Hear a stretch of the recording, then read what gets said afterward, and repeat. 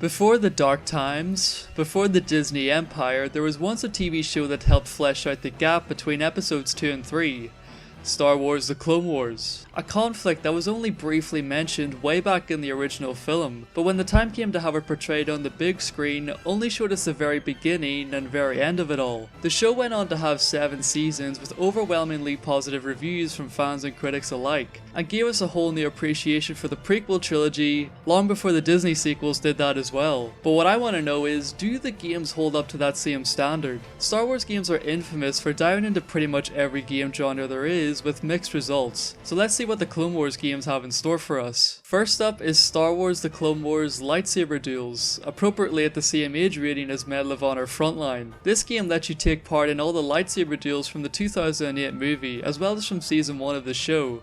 Just a quick warning before you see the gameplay, what you're about to see is what happens when you only have composite video to record with.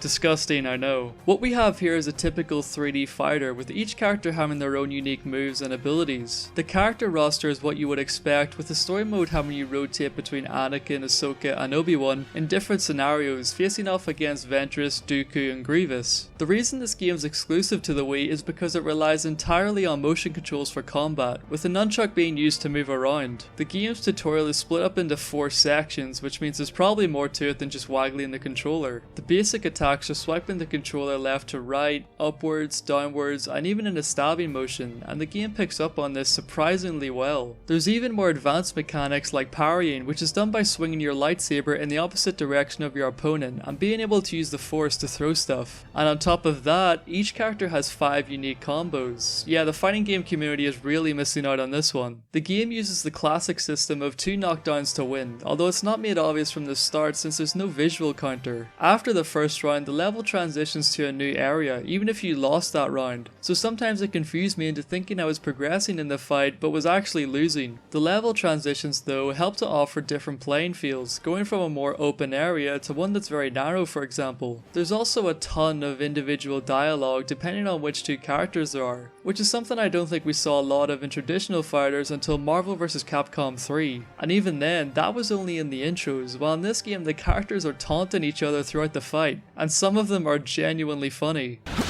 How are you enjoying your new hand? I'd have that cough looked at if I were you.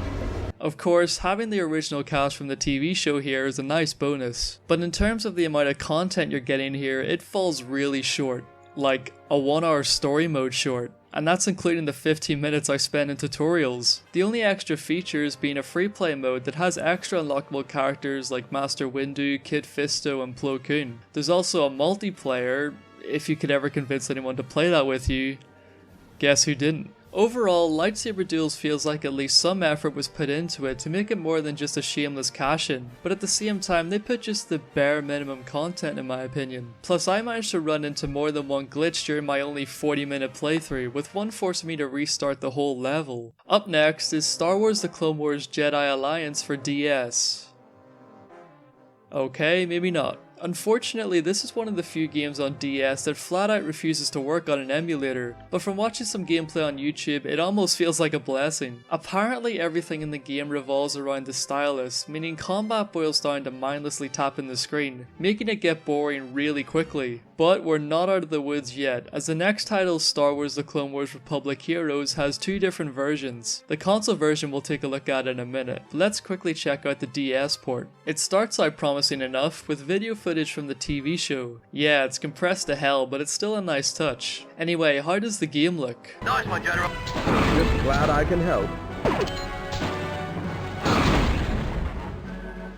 You know, suddenly this is starting to make a whole lot of sense. Thank God they put this huge image of the character here, otherwise I'd have no idea who I'm playing as. Brushing aside how awful the game looks, the gameplay itself isn't much better. Tap the screen to move, tap the screen to kill enemies, tap the screen to interact with objects. There's honestly nothing much more than that. Sometimes you'll need to switch between characters to solve puzzles, which is about the height of any challenge there is here. I wish there was more to talk about, but I'm struggling for anything more to say, except that it feels pretty uninspired to say the least. Hopefully though, the PS3 version will live up to the TV show's high level of animation. In-game, the graphics don't look too bad, especially considering this was also made for the PS2 and Wii, plus it runs at a somewhat stable 60 frames per second. The cutscenes on the other hand look a tiny bit awkward. Maybe it's the stiff character models or the choppy frame rate, but they just in general look unfinished. The game takes place in between seasons 1 and 2 of the show, which is a nice change since every other game at this point has been regurgitating the same scenarios we've already seen on TV. This of course means there's an entirely new story, which feels like it would fit right in a typical 4-episode arc of the show. It also reuses clips from the show and recontextualizes them to fit with the new story, as well as bringing in the entire voice cast, making it worth at least looking at a YouTube video with all the cutscenes of the game for die-hard fans of this series. Throughout the game, you get to play as both Jedi and clone troopers, with the Jedi sections focusing more on platforming and lightsaber combat obviously, and the clones gameplay being similar to cover-based third-person shooters with minor puzzle elements. As odd as it sounds, the Jedi parts reminded me of Crash of the Titans. Similar to that game, with certain enemies you can jump on them and take control of them, sometimes with it being necessary to progress through the level. But unlike Crash, where you have to damage the enemy a fair bit before controlling them, in this game you can jump on them immediately, meaning the best strategy for every fight is already obvious. In a game about using a lightsaber, they made it so that the fastest way to defeat everyone is by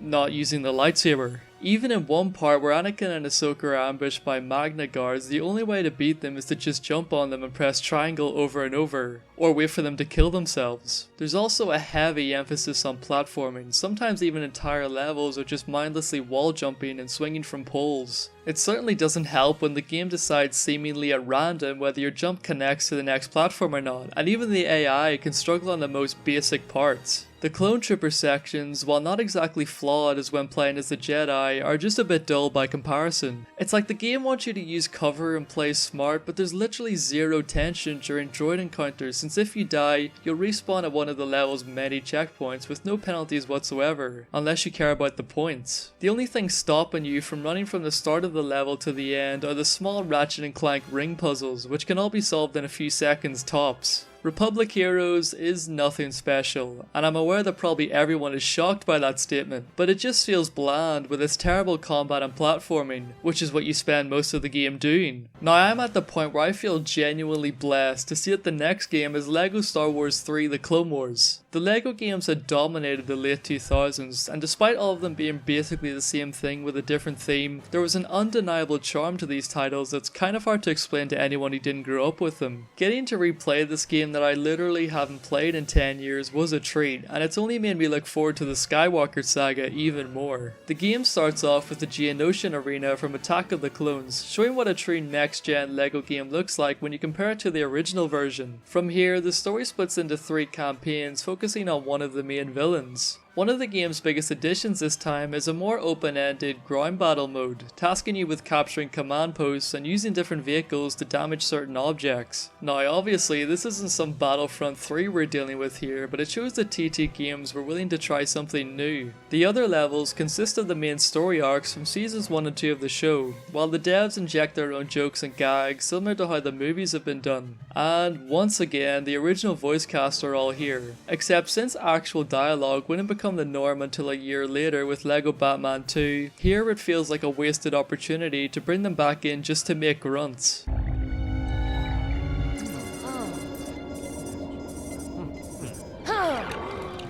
Visually, the game is a massive step up for LEGO standards, with greater attention to detail of lighting, shadows, and textures even in larger areas. The lightsabers, for example, actually glow and reflect off surfaces instead of being just a long blue stick like previous games. The gameplay is exactly what you would expect from a LEGO title, with a few minor tweaks here and there. One of my favourites being able to pick up super battle droids with the Force and use them against each other. There's also certain sections that have both players completing a task in separate areas, which affect each other's progress. This doesn't exactly work too well in single player though, with the AI just standing still waiting for you to switch characters. This is one of those games that you can play with your brain switched off, and have a fun time breezing through these levels with enough variety to keep you engaged all the way through. Without a doubt, fans of the show will get far more out of this, and unlike the previous games we've looked at so far, I can safely say this is definitely one to check out if you haven't already. The only complaint I can even think of is that they changed Yoda's iconic death noise.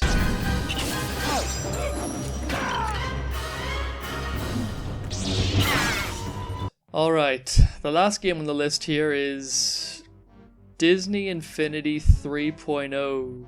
Okay, let's just get this over with. Wait, what?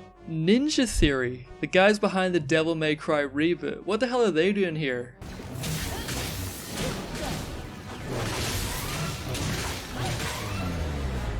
Holy shit. So it definitely took a while, but what we have here is not only the best Clone Wars game by a long way, but also, in my opinion, one of the best Star Wars games. And it doesn't even have Star Wars in the title. The Disney Infinity series is an action-adventure platformer, which uses the Toys to Life model similar to Activision's Skylanders, with both franchises being at their peak popularity in the early to mid 2010s. Nowadays, these games are basically extinct, but thanks to Steam, I can get the game with almost every character without having to turn my room into a toy museum. Disney Infinity 3.0 focuses on the Star Wars universe, with entire campaigns covering the three main eras: The Force Awakens, Rise Against the Empire, and Twilight of the Republic. This game doesn't exactly follow the canon of the TV show and is instead set in an alternate storyline, but it basically just feels like another episode. The game starts off on Geonosis as you follow Anakin, Ahsoka, Obi-Wan and Yoda through another invasion. If you bought this game physically with the starter pack, you would have most likely only played as Anakin and Ahsoka. That is unless you begged your parents to pay for the rest of the set. Luckily though, on the PC version, you're given the 4 characters to start off with, and will find the rest of them lying around the world, which is a lot better than having to pay a ransom. Obviously, as I hinted to earlier, the combat has been handled by Ninja Theory, which means we've got literal DMC combos copy and pasted here, and I couldn't be happier. Each character has their own separate skill tree as well as unique abilities. Like Ahsoka can push enemies with the Force while Anakin pulls them, meaning he can pretty much juggle every enemy in the air for as long as he likes. There's also plenty of variety in the enemy types, with different approaches needed for each one, and when they join up together it can make for some pretty challenging situations, requiring you to know exactly when to block or dodge an attack. There's a good mix of both ranged and close quarters attackers, which keeps you on your toes, as fighting commando droids while in the air will leave you completely open to get shot at, for example. Despite the game being centered around the toy set theme, the environments you come across are incredible for a game like this. Walking through Coruscant during nighttime or flying in space look far better than they needed to be, which shows the level of care that went into this. The game is technically an open world, as you're able to travel between planets like Ratchet and Clank and complete missions in your own time. One mission even lets Anakin get a pod racing rematch against Sebulba. Alright, how about a wager then? Jedi are good with the pod racer, as Sebulba there knows. How about a rematch? And of course, it's worth noting for the billionth time that the original voice cast is all present. I should have just called this video reviewing every game Ashley Eckstein has been in. So that was all the Star Wars Clone Wars games I had to look at, and it's been one hell of a roller coaster. But to quickly sum everything up, LEGO Clone Wars and Disney Infinity are the only ones worth playing today. I'm hoping at least one person was waiting for me to say that.